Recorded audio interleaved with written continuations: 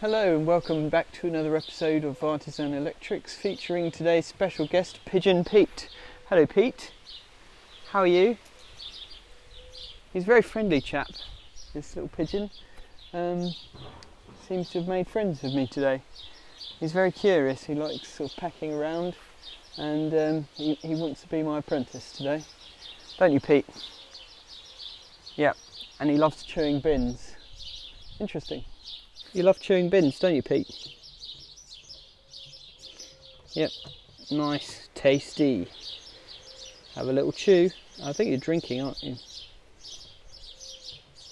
Pigeon Pete to the rescue. Good afternoon, I hope you're all doing okay out there. It's another fun day in the life of Artisan Electrics, and we are here doing remedial work on this property which we did an EICR for a few days ago.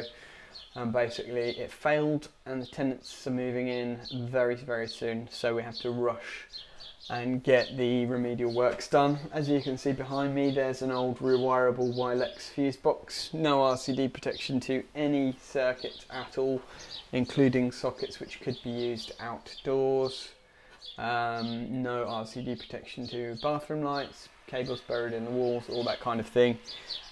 So if there are sockets that could be used outdoors which are not RCD protected, then I always code it as a C2, so that's why we're in here now changing the consumer unit. Also, the old rewirable fuses anyway are only good for up to 1 kA of prospective fault current, and the PFC on this installation was 1.2 kA, so that kind of isn't good either.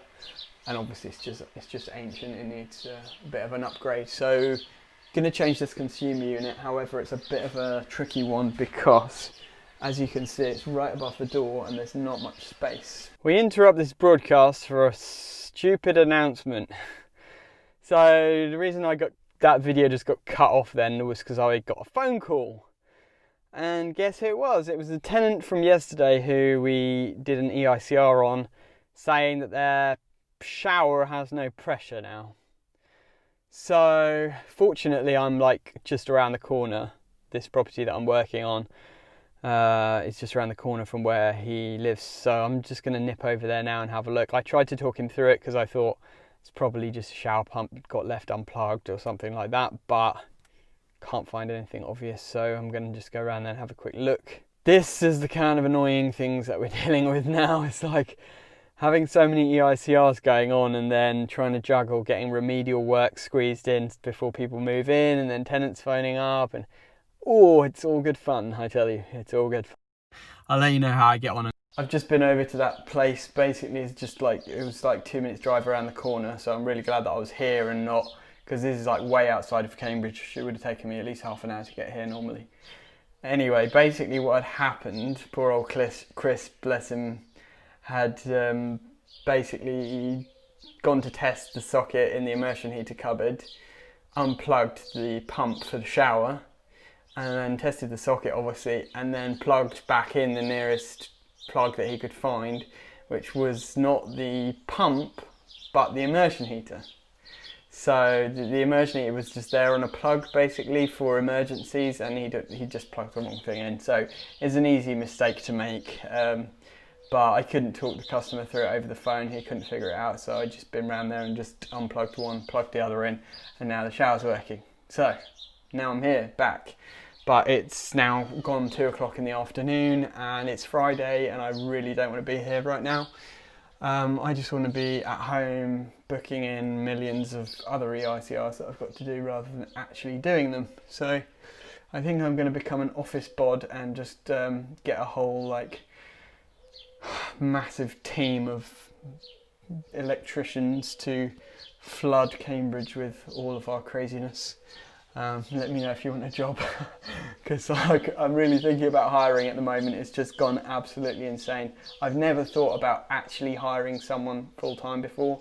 I've always just taken on subbies, but at the moment I'm just thinking maybe I should just hire like an office person and an electrician. But it's probably just me overthinking at the moment because I'm feeling slightly like I'm drowning in work, which is not a bad problem to have. It's a good problem to have. I just need to get my head around it. So this is the consumer unit. We're ripping out this one, putting in a new Hager RCBO SPD consumer unit.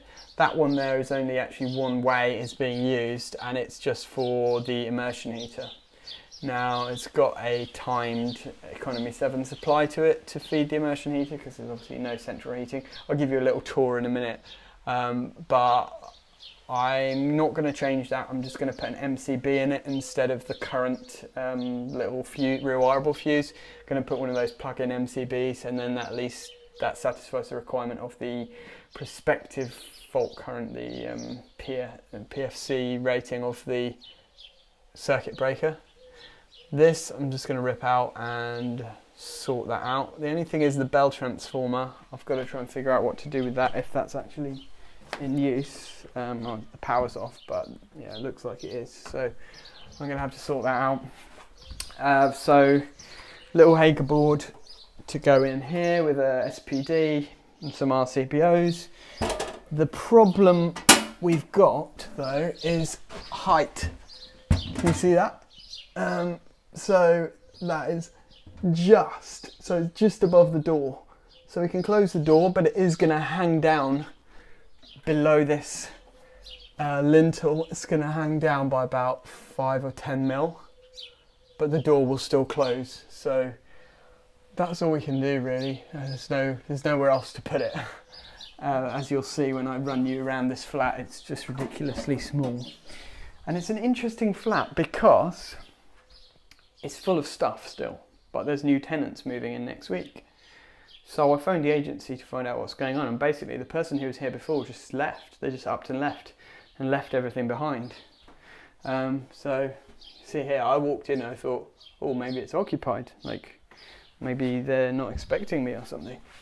So this is the little flat, and you know, they've just literally, it looks like somebody's still living in here, right? But they're not, and I think basically with this whole pandemic situation, probably it was somebody who just lived abroad and they got freaked out and just went back home.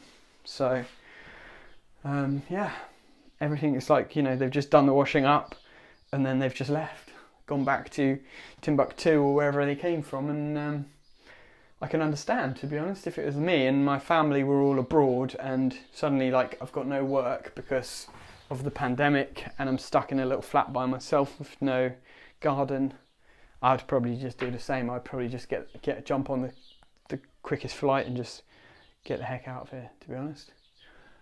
But anyway, the agency's going to have to come in and like rip out all this old stuff, and then the new tenant's going to come in. So just one of those things really. I'll show you the meter cupboard just for fun. If I can get it open, here we go.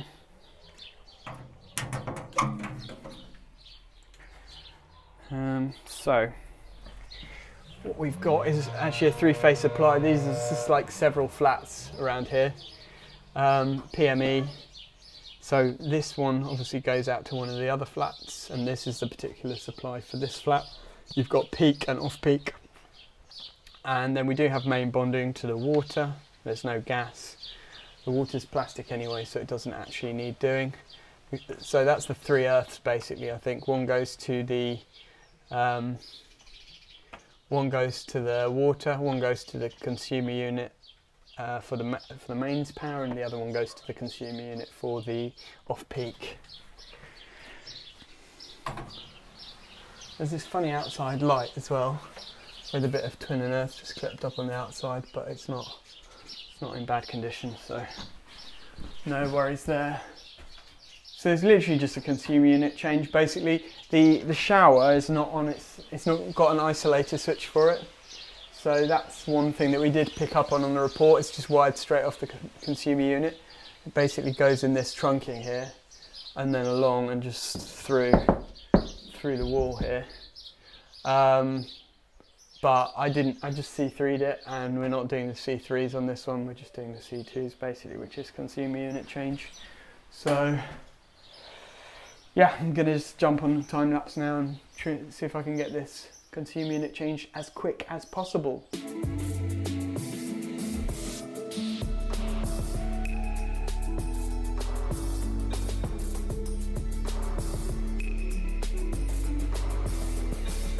Alright, so we're getting there. There's a bit of a tight space, as you can see, and the cables were really short, but not so short that they didn't reach. So rather than putting joints in them, what I've decided to do is literally just connect them straight into the MCBs, but it just means that I couldn't really do it very neatly because they're almost in a straight line to go into the MCB, the RCBO. But hey, at least you know, less joints is less weak points, so I figured it, although it's not as neat, it is safer to do it that way. The only one I had to join was the cooker circuit, because that was definitely too short, so I've just put those in the 32 amp Vargo connectors and extended that across. Compression glands on those cables coming in the side, so they're all neat and protected. And so I'm just going to torque everything up now. I've just tightened everything very, very loosely. There's that bloody hiya. you parked in my space. Oh, sorry. No, you are, sir. Don't worry. Yeah, I didn't realise that. I didn't know if they were allocated or not.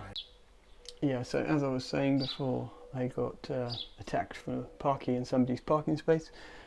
Basically, I'm just going to torque these up now. So I've tightened them loosely, and I've got this new Armeg torque screwdriver, which the reason I got it is because the main switch for these Hager boards needs to be torqued up to 3.6 Newton meters, and the Weira set that I've got only goes up to 3 or something like that. So this one will go up to like 6.5 Newton meters. So it's the only one that you can really use to get up to the 3.6 that you need for the main switches. And it's quite a good little set, really, so I'm enjoying using it so far. I have done a video about it on Tools for Sparks, so head over there and subscribe to me on my @tools4sparks channel, and then you'll be able to see the review of this along with loads of other awesome tools that I use. But yeah, let's get everything torqued up.